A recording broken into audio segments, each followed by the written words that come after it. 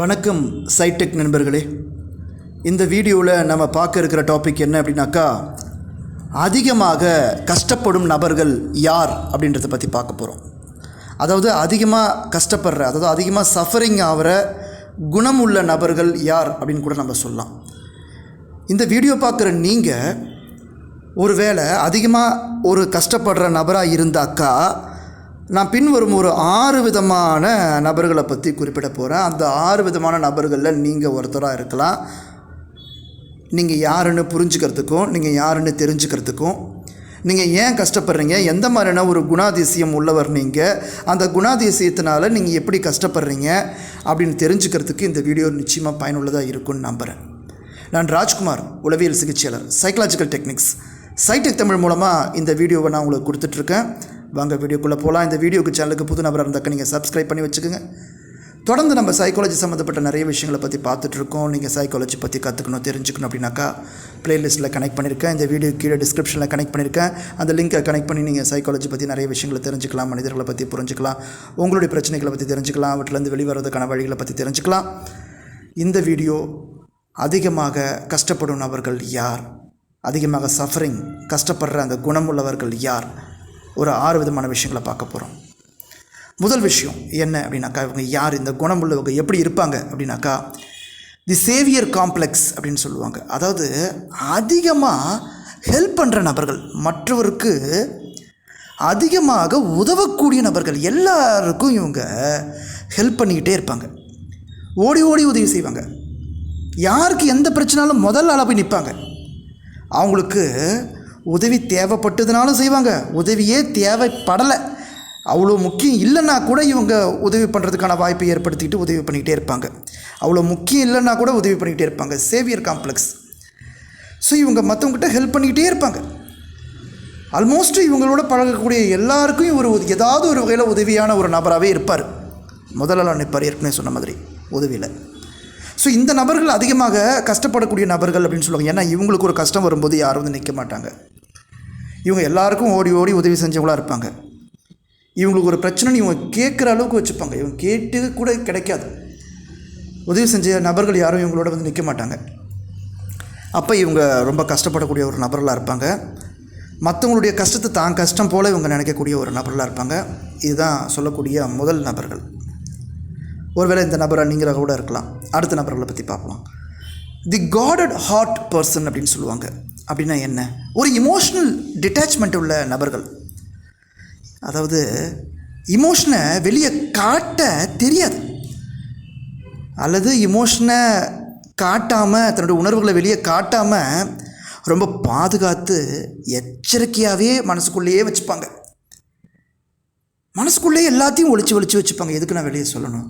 சொன்னால் அவங்க என்னை பற்றி என்ன நினைப்பாங்க, என்னை தப்பாக புரிஞ்சுப்பாங்க, என் கஷ்டம் என்னோடையே போகட்டும், என் மனசோடையே இருந்துட்டு போதுன்னு சொல்லி, இந்த இமோஷன்ன்றது நெகட்டிவ் இமோஷன் மட்டும் இல்லை, பாசிட்டிவ் இமோஷன் கூட. ஒரு சந்தோஷத்தை வெளியே சொல்ல மாட்டாங்க, ஒரு கஷ்டத்தை வெளியே காட்ட மாட்டாங்க, வெளியே முகத்தை மட்டும் அப்படியே முகத்தை பார்த்தா மலர்ச்சியாக வச்சுப்பாங்க. ஸோ இவங்களாம் வந்து ஒரு ஸ்மைலிங் டிப்ரெஷன் அப்படின்னு சொல்லுவாங்க. முகம் மட்டும் அப்படியே சிரிப்பாக இருக்கும், உள்ளுக்குள்ளே பார்த்தா ஏகப்பட்ட கஷ்டம் இருக்கும். வெளியே காட்டவே தெரியாது, காட்ட மாட்டாங்க, மறைச்சி வச்சுக்கக்கூடிய நபர்கள் ஒரு கஷ்டப்படக்கூடிய குணம் உள்ள நபர்கள் அப்படின்னு நம்ம சொல்லலாம். இந்த நபரை நீங்கள் இருக்கீங்களா அப்படின்றத பாருங்கள். மூணாவது விஷயம், எல்லாத்துலேயும் ஒரு ஸ்டெபிலிட்டி அண்டு சேஃப்டி எதிர்பார்க்குற நபர்கள். அப்படின்னா என்ன? இவங்களுக்கு ஒரு உறவு இருக்குது, ஒரு நட்பு இருக்குது, ஒரு காதல் இருக்குது, ஒருத்தரை பிடிச்சிருக்கு, ஒரு நபரை பிடிச்சிருக்கு. இவங்க என்ன பண்ணுவாங்க, பிடிச்சிருக்கு அப்படின்ற பட்சத்தில் அவங்க மேலே ஒரு ஸ்ட்ராங் டிசைர் இருக்கும், ரொம்ப அதிகமான ஒரு ஆசை, அன்பு இருக்கும். இவங்களை இழந்துடக்கூடாது, பாதுகாப்பாக வச்சுக்கணும், இவங்க இன்றைக்கி காட்டுற அன்பை என்றைக்குமே காட்டிகிட்டு இருக்கணும்னு அதுக்காக அதிகமாக கஷ்டப்படுவாங்க. சரி, இப்போ லவ் ரிலேஷன்ஷிப்பை விடுங்க. பணம் இருக்குது, ஒரு சொத்து இருக்குது, பணம் இருக்குது, அந்த பணத்தை இழக்கக்கூடாது, பணத்தை பாதுகாப்பாக வச்சுக்கணும், எப்பயுமே நிலையாக வச்சுக்கணும், சேஃப்டியாக வச்சுக்கணும், அதுக்காகவே அதிக முயற்சி எடுப்பாங்க. லவ் ஆகட்டும், ஃபினான்ஷியல் ஆகட்டும், ஃபிசிக்கல் செக்யூரிட்டி ஆகட்டும், எல்லாத்துலேயும் ஒரு நிலைத்தன்மை இருக்கணும், ஒரு பாதுகாப்பு இருக்கணும், அதிகமான விருப்பம் இருக்கும்.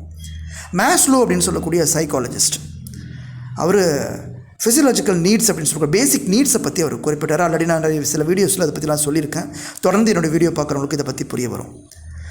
ஸோ அடிப்படையாக ஒரு மனுஷனுக்கு வந்து உணவு, உடை, சுவாசம், காற்று, தண்ணீர் இவைகள்லாம் தேவை. அடுத்தது என்ன தேவைன்னா சேஃப்டி நீட் தேவை அப்படின்னு சொல்கிறார் அவர்.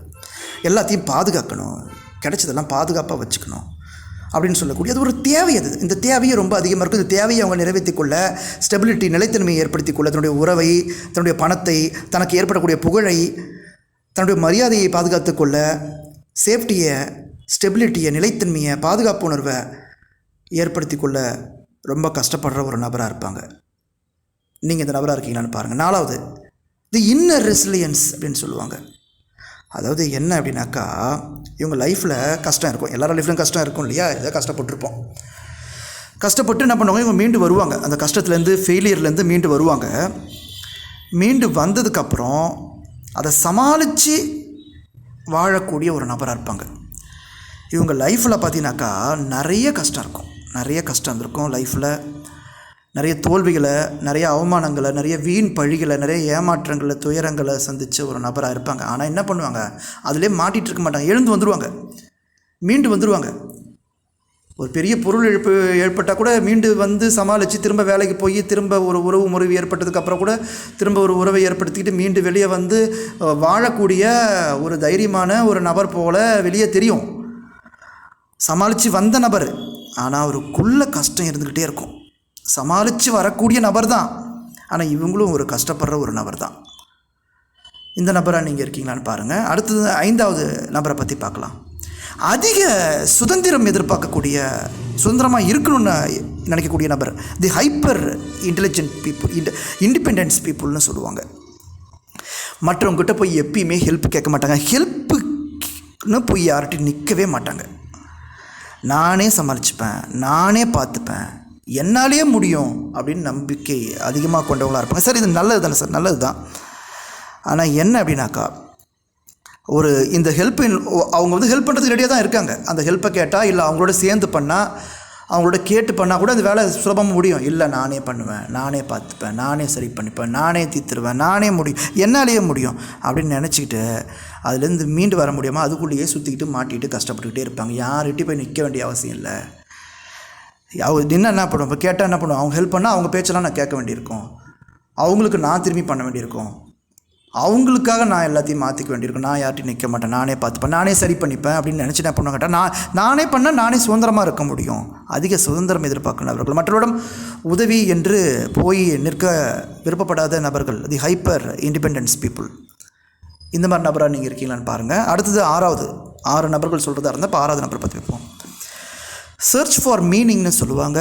அப்படின்னா என்ன அர்த்தம் அப்படின்னாக்கா, நான் ஏற்கனவே சொன்ன மாதிரி இவங்க லைஃப்பில் ஒரு கடந்த காலத்தில் ஒரு அதிர்ச்சி சம்பவம், ட்ராமான்னு சொல்லுவோம், TRAUMA, ட்ராமான்னு சொல்லுவோம். ட்ராமானா என்ன அது முதல்ல பார்த்துருவோம். ட்ராமானா என்னன்னாக்கா, கடந்த காலத்தில் இவங்க லைஃப்பில் ஏற்பட்ட ஒரு அதிர்ச்சி சம்பவம், அது வந்து ஒரு பாதிக்கப்பட்ட ஒரு சம்பவம் ஒன்று ஏற்பட்டிருக்கும். அந்த சம்பவத்தினால இவங்க பாதிக்கப்பட்டிருக்கும். அது உடல் அளவிலோ, மனதளவிலோ, அல்லது பாலியல் அளவிலோ, அல்லது பொருளாதார அளவிலோ, சமுதாய அளவிலோ, எப்படி வேணா இருக்கலாம். ஏதோ ஒரு ட்ராமா ஒன்று அவங்க லைஃப்பில் நடந்திருக்கும், ஒரு அதிர்ச்சி சம்பவம் நடந்திருக்கும், கடந்த கால அதிர்ச்சி சம்பவம்னு சொல்லுவோம். அந்த சம்பவத்துலேருந்து இவங்க மீண்டு வந்துடுவாங்க, அல்லது காலப்போக்கில் அதை அப்படியே கடந்து வருவாங்க. கஷ்டப்பட்டு மீண்டு உளவியல் ரீதியாக மீண்டு வந்தால் கூட அது ஏன் ஏற்பட்டுச்சு, எதனால் ஏற்பட்டுச்சு, அது என்ன காரணத்தினால ஏற்பட்டுச்சுன்னு அதுக்கான மீனிங்கை கண்டுபிடிக்கிற ஒரு ஆராய்ச்சியிலேயே இருப்பாங்க. இது ஏன் நடந்துச்சு, எதுக்காக நடந்துச்சு, இதுக்கு என்ன அர்த்தம், இதுக்கு எப்படி அர்த்தம், இது எனக்கு மட்டும் ஏன் நடந்துச்சு, அதாவது வருத்தப்படக்கூடிய நபர்கள்னு சொல்ல, அதற்கான மீனிங்கை கண்டுபிடிக்க ஆராய்ச்சி பண்ணிக்கிட்டே இருக்கக்கூடிய நபர்கள். அதற்கான மீனிங் என்ன, அதுக்கான காரணம் என்ன அப்படின்றதுல ஒரு தேடுதல் உங்களுக்குள்ளே இருக்கும். இதுவும் கூட ஒரு வேளை நல்லதுனாலும் ஓவராக நீங்கள் இது ஒரு ஓவர் திங்கிங்காக மாறிடும். அப்படி மாறும்போது அதுவும் ஒரு டிப்ரெஷனுக்குள்ளே போகிறதுக்கு வாய்ப்பு இருக்குது. ஒரு 6 விதமான நபர்கள் பற்றி சொல்லியிருக்கேன். என்ன, அதிகமாக எல்லாருக்கும் போய் ஓடி ஹெல்ப் பண்ணுறவங்க, இமோஷன்ஸ் மனசுக்குள்ளேயே மறைச்சி வச்சுக்கிறவங்க, எல்லாத்துலேயும் ஒரு சேஃப்டி, செக்யூரிட்டி, ஸ்டெபிலிட்டி இருக்கணும்னு நினைக்கிறவங்க, அதிகமான ஒரு இன்னர் ரெசிலியன்ஸ் இருக்கணும், ஃபெயிலியர்லேருந்து மீண்டு வந்தால் கூட அதுலேருந்து எழுந்து சமாளித்து வரக்கூடிய நபர்கள். அடுத்து அதிகமான சுதந்திரம் எதிர்பார்க்கக்கூடிய நபர்கள். அடுத்தது எல்லாத்துக்கும் அர்த்தம், வாழ்க்கையில் ஏற்பட்ட பிரச்சனைகளுக்கு அர்த்தத்தை கண்டுபிடிக்கக்கூடிய நபர்கள் மொத்தம் 6 வகை நபர்கள் பார்த்துருக்கோம். மேற்குறிப்பிட்ட இந்த 6 நபர்களில் நீங்கள் கூட ஏதாவது ஒன்றில் பாதிக்கப்பட்டிருக்கலாம். ஸோ நீங்கள் எப்படிப்பட்டவர்னு தெரிஞ்சுக்கிறதுக்கு இந்த வீடியோ ரொம்ப யூஸ்ஃபுல்லாக இருக்கும்னு நினைக்கிறேன். ஒருவேளை உங்களை யாரும் புரிஞ்சிக்கல அப்படின்னாக்கா இந்த வீடியோ நீங்கள் உங்களுக்கு ஷேர் பண்ணுங்கள். நான் இந்த மாதிரியான டைப்பில் தான் இருக்குன்றதை தெரியப்படுத்துங்க. அல்லது இதே மாதிரியான 6 நபர்களில் யாராவது ஒருத்தங்க பாதிக்கப்பட்டதாலும் அவங்களுக்கு இந்த வீடியோ ஷேர் பண்ணி அவங்க எப்படிப்பட்டவன்னு தெரிஞ்சுக்கிறதுக்கு இந்த வீடியோ ரொம்ப யூஸ்ஃபுல்லாக இருக்கும். ஸோ இந்த வீடியோக்கு சேனலுக்கு புது நபராக நீங்கள் சப்ஸ்கிரைப் பண்ணிங்க. இது நிச்சயமாக உங்களுக்கு பயனுள்ளதாக இருக்கும்னு நம்பிக்கையோட இந்த வீடியோ நான் முடிக்கிறேன். உங்களுக்கு உளவியல் ரீதியாக உங்களுக்கு கவுன்சிலிங் தேவைப்பட்டுச்சு அப்படின்னாக்கா நீங்கள் என்னை காண்டாக்ட் பண்ணலாம். இந்த வீடியோக்கு கீழே நான் என்னோடய நம்பரை கனெக்ட் பண்ணியிருக்கேன். நான் ராஜ்குமார் உளவியல் சிகிச்சையாளர். தொடர்ந்து சைக்காலஜி பற்றி தெரிஞ்சுக்கணும் அப்படின்னாக்கா நான் பிளேலிஸ்ட்டில் கனெக்ட் பண்ணியிருக்கேன். நிறைய வீடியோஸ் கனெக்ட் பண்ணியிருக்கேன். அவைகளை நீங்கள் பார்த்து தெரிஞ்சுக்க முடியும். இந்த வீடியோ கீழே டிஸ்கிரிப்ஷன்லையும் நான் கனெக்ட் பண்ணியிருக்கேன். அவைகளையும் நீங்கள் பார்த்து தெரிஞ்சுக்க முடியும் அப்படின்னு தெரியப்படுத்திக்கிறேன். தொடர்ந்து சைக்காலஜி பற்றி கற்றுக்க ஆர்வம் இருக்கிறவங்க தொடர்ந்து ஃபாலோ பண்ணுங்கள். நிறைய விஷயங்களை பற்றி பார்க்கலாம். நன்றி. Thank you very much.